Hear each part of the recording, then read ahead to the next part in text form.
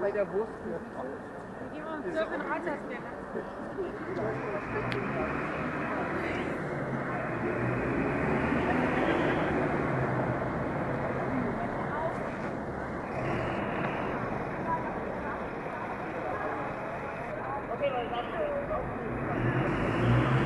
Now we're standing in front of our second symbol of the city of Regensburg after the old stone thing, and the Cathedral St. Peter. And you can also see why it's the second symbol for our city, because it's a very, very impressive, big Gothic building. It's the biggest Gothic church in southern Germany. And we have a real Gothic style because architects from France, from Paris, were brought here to Regensburg to build this cathedral. They started to build the cathedral in 1272. And how long do you think did it take to finish it? 100?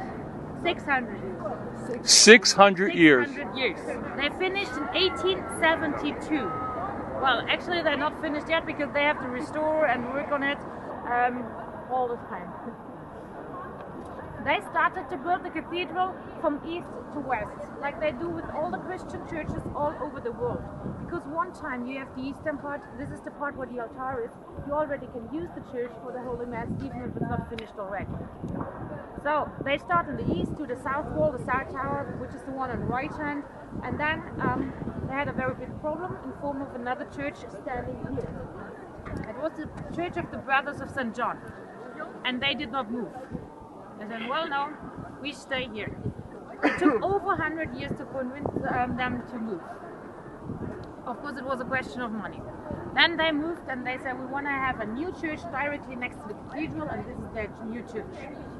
It's from 1382. The facade is from the 18th century. But if you have a close look to the tower, the clock tower behind, this has a so-called broken stone wall, and this shows us that this must be from the Middle Ages.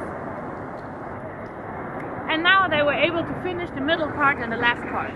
And that's why we have a strong difference on the sculptures, because if you have a look on the tower on the right hand, we have the early Gothic sculptures. They're real stone statues. If you look to the two bishops on the right hand of the door, of the entrance, they're standing still and stiff, they do not move, they show not any expression, emotion in their face. Instead, in the middle part, on the left part, we have more than 100 years later, we have the late Gothic statues, sculptures, and there you can see the evolution in art, because it goes from the stiff representation, or the flat, stiff representation of a human being, to the real representation of a human being. Because here we have the S curve of the body, and just with this position, the statues stay like this, and with this position they gotta move the stress. And they have a lot of more expression and emotion. And then, let's say the summit of this evolution is then the Renaissance art with Michelangelo's David. Okay, on the facade you can see a black spot on the left hand. The facade or the whole cathedral was black like this before. There was always a scaffolding when I was studying. I never saw the cathedral without scaffolding. And I was asking to the old man sitting there in summertime sipping their beer, have you as a boy seen a cathedral without scaffolding?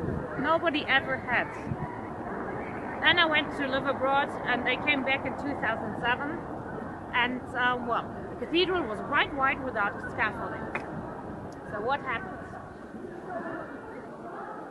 There was a big visit in Regensburg. The Pope came to visit us. And of course we had the money to clean the cathedral for him, no? So the Pope came here in 2006. The Pope actually was a professor at university until 1977 here in Regensburg, and he still has the chair of theology here of our university.